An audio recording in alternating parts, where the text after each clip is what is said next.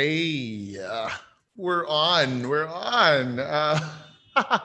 Hey, what's up, everybody? Good morning. Good morning. Today, I'm with a man that needs no introduction, but I'm going to introduce him anyway. We're going to talk about all things under the sun, but perennially, what's going on in the country and how we can kind of rethink and how we can facilitate our thoughts.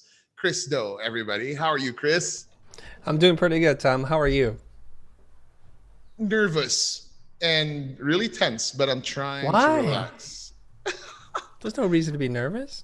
I am with the legend. I am Oh, with the come on. legend, everyone.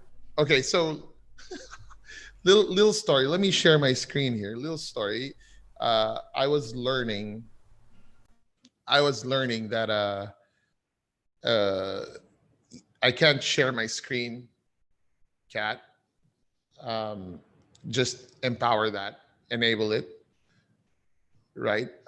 It's the other Tom Secuya on the. By the way, I'm Tom Secuya, founder of Carve, and a good friend of this legend with me today. So I was learning how to interview starting last week because I'm like, I'm going to be talking to Chris. I need to know how to interview. And one of the things was that I learned was go to Wikipedia. Go to Wikipedia, do your research, Tom. And even though I spent some real time, some real FaceTime with you, Chris, I'm like, no, I have to go to Wikipedia. And Okay. so I type in, I type in Chris Doe Wikipedia, and there isn't a Wikipedia page yet. I'm like, wait a tick.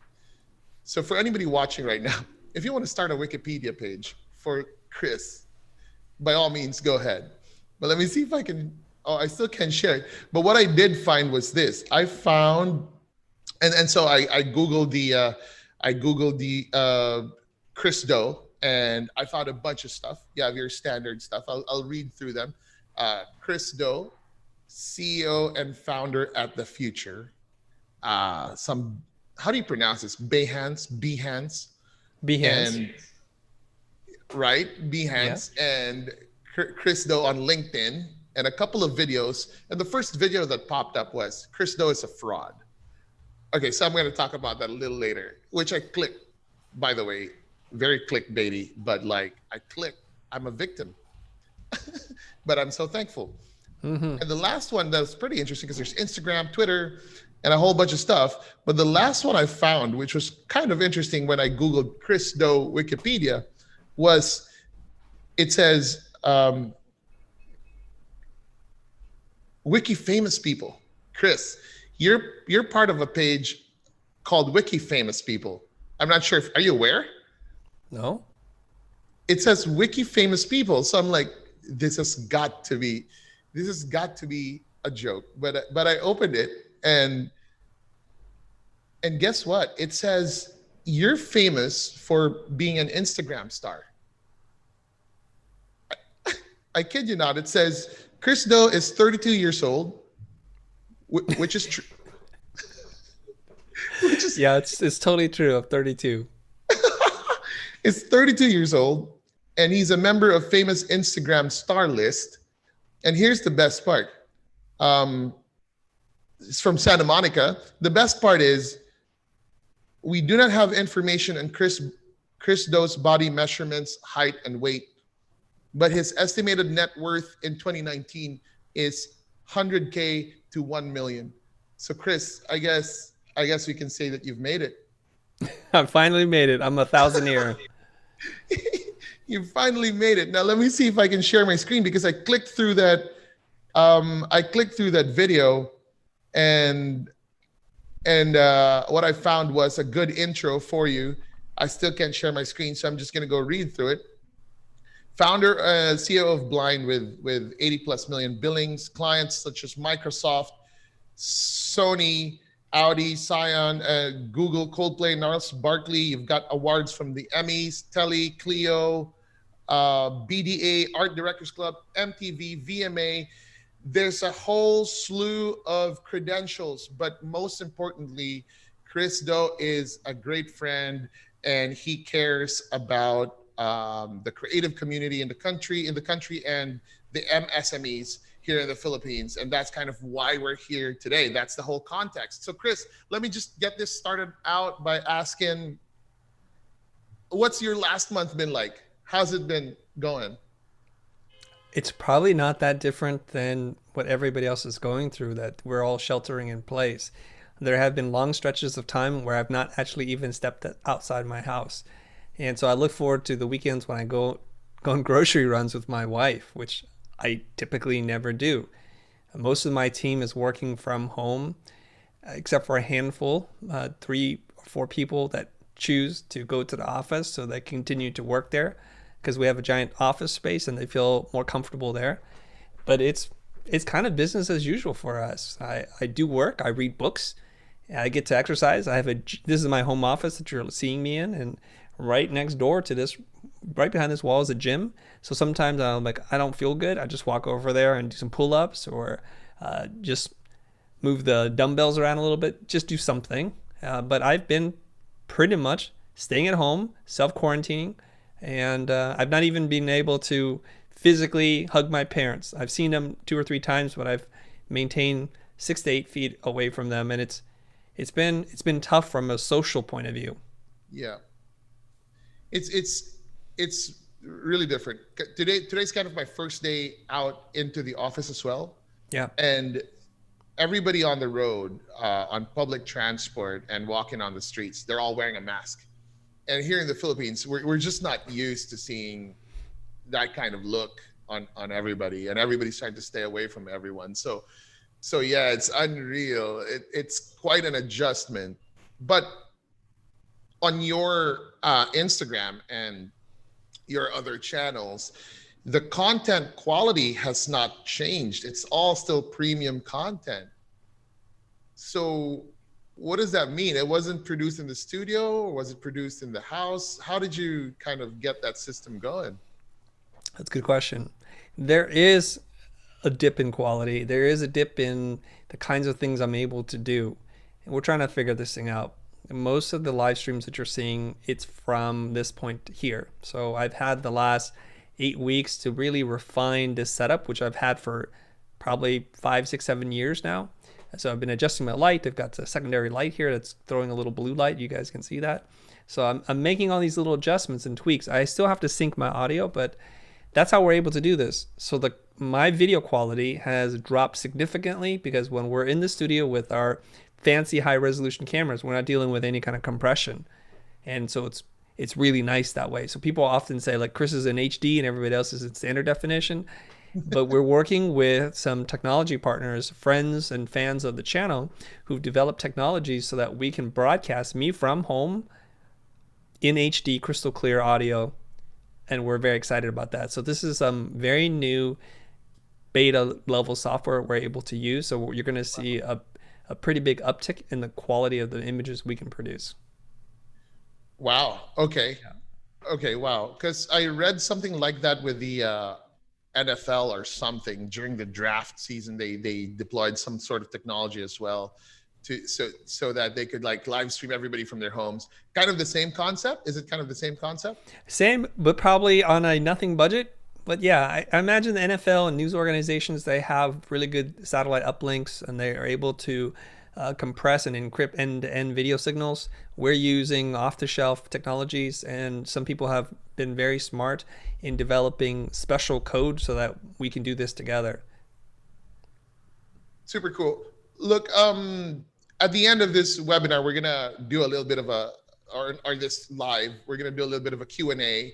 Okay. And then there's going to be lightning round, and then there's like a little bit of an announcement, kind of a special announcement coming from Okay.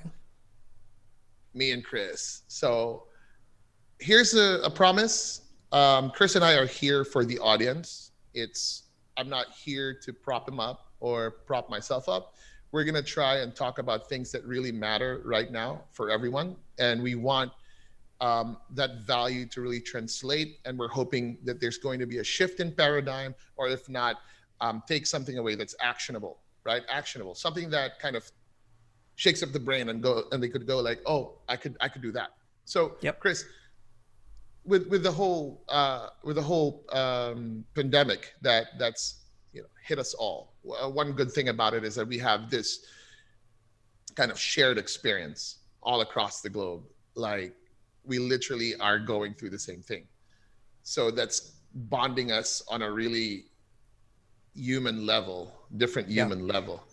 But I want to bring it up to kind of business level because the people who are listening are MSMEs and creative people or people with a creative career or building a creative career. So for you guys on the future side or what you do, has there been a shift that you had to do? Did you have to kind of rethink anything, change anything because of this whole thing, or you were insulated and really not affected? Yeah, good question. And I've been thinking about this a lot. There was a little dip in sales leading right into the shutdown of the country. And we adjusted. We made some adjustments. First, we had to obey the quarantine. We want to do our part, not contribute to the problem. And I think that's very important to send out there because our health systems were being taxed, and we didn't want there to be this huge spike. We wanted to flatten the curve. My team mostly had been already working from home, remotely, self-directed, self-motivated, and there wasn't a big shift. The real big shift that we've had to make adjustments for is how do I produce content with the team? And you don't all know this, but the team is 12 people in the office. And the video team is 3 or 4 people, and we have multiple cameras, lights, different setups. We have a podcasting room, a sound isolation booth. There's all these things that we use to make our show what it is. So we just had to make some adjustments there. And Ben Burns, who is our chief operations officer, and he's the guy who makes us make money, we sat down, we made some adjustments. We didn't want to be tone deaf to what's going on. We know a lot of people had just been laid off or were being furloughed. Businesses were temporarily halted or going out of business. So the first thing that we did was we immediately did a site-wide thing, all our courses 20% off for the foreseeable future. So we just made that adjustment. And also with my, excuse me, within my pro community, I said, if you're panicked, something's going on. Normally my coaching is $1,000 an hour. I know this is not a giant relief to some people who are listening to this right now, but I will cut my rates for 50% off for a short period of time. If you don't know what to do, you're feeling stressed, you're panicked, let's talk. I will help you. And a couple of people took that opportunity, and I did my best to coach and help them. So those are the major adjustments that we made, aside from how do we make content moving forward. And we continue to make those adjustments. So a lot of times what I do is I spend my day reading about technologies and tools and setups, and I order them. And the shipment has been severely impacted, so they'll arrive much later than they used to. It used to be like 2 days. And then my team gets the products, they test them out, and then we keep innovating. We feel that this moment, it's almost like we're doomsday preppers. You know, we've had the underground bunker. We've been prepping dehydrated food and water sources. And so when the news comes out that there's a radioactive storm coming, we all bunker up and we're okay. And we understand that it's rather unique for a service or a design company to be able to be in the spot that we're in. And so I'm very fortunate that we've been making these preparations because we deliver digital products online. And because of that, like that special offer that you did, yes. I was telling you, man, I've been hustled by because I'm one of the people who bought them, dude. I bought a bundle, and yes. We're we're gonna paste the link here so you can check it out and get these materials, get these pieces of content that's like super game changing, and I mean that in the pure sense. I'm not even kidding. Like I really enjoyed it, and I breezed through them, and it's amazing. You mentioned innovation. Yeah. So let's talk about that a little bit. Okay.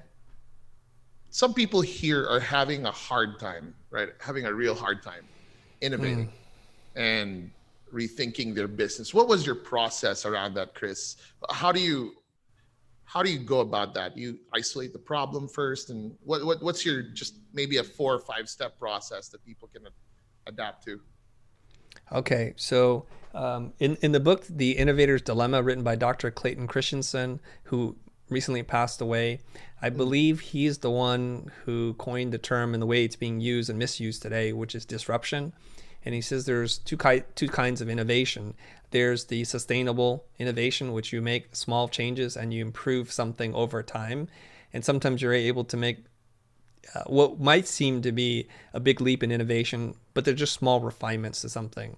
Then he talks about the second kind of innovation, the ones that disrupt industries and change the game, and they're called disruptive innovation. Right. And there's certain characteristics that these companies exhibit over time.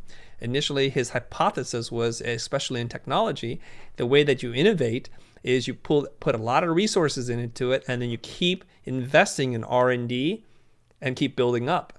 And he says that what makes you successful at the very beginning is you listen to your customers. Your customers say, we want it bigger, we want it faster, we want it cheaper and lighter, and you keep doing that, and your market share grows and grows and grows. And then you hit some kind of curve. It's an S curve, and it goes like that, right? It's a little bit of an S curve. And so it starts to flatten out. What happens is this new competitor, what he would call like an entry company, like that's new to the space, they're not busy building new technologies. They use off-the-shelf parts and pieces and they put it together. And so they're not invested in R&D in that space. And they find a new type of customer. So the old existing very profitable customers tell you what they want. You do it, you become very successful. So this new type of customer doesn't want what these other people want. They want something totally different. And the market is really small. It's unproven. So the big established company, it doesn't make any sense for them to go down. So in the book he writes, what goes up can never go down. And I'll give you examples to make this super concrete, and then we'll talk about how to do it for you. I just needed to